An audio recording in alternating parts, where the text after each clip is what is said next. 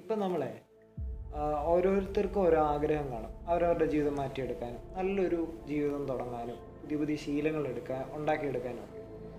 പക്ഷെ പല പ്രതിസന്ധികളും കാരണം അവർക്കത് നടത്തിയെടുക്കാൻ സാധിക്കുന്നില്ല. അതൊക്കെ നമുക്ക് എങ്ങനെ ഹാൻഡിൽ ചെയ്യാം?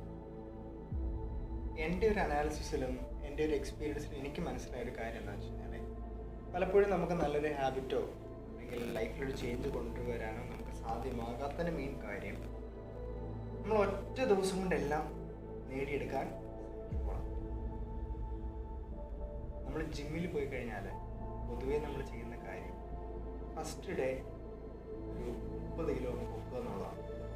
കാരണം നമുക്ക് അടുത്ത ദിവസം തന്നെ സിക്സ് പാക്ക് വരണമെന്നാണ് ആഗ്രഹം.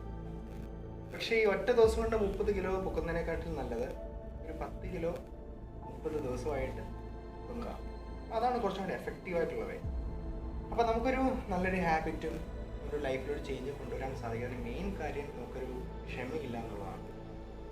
V need patients.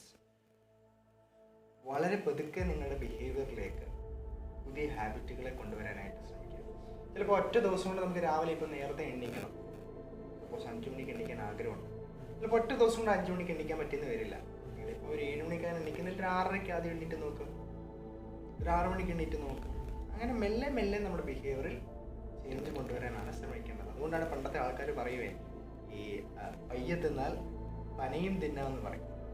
അതുകൊണ്ടാണ് പറയുന്നത് മെല്ലെ, take things slow. Rome is not built in a night അല്ലേ?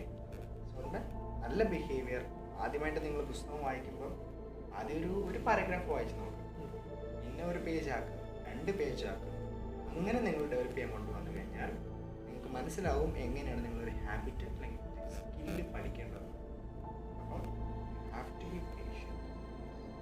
നമ്മുടെ ഇന്നത്തെ ഞാൻ ഉൾപ്പെടെ ഉള്ള ജനറേഷൻ്റെ പ്രശ്നം എന്ന് പറയുന്നത് ക്ഷമയില്ല എന്നുള്ളതാണ്.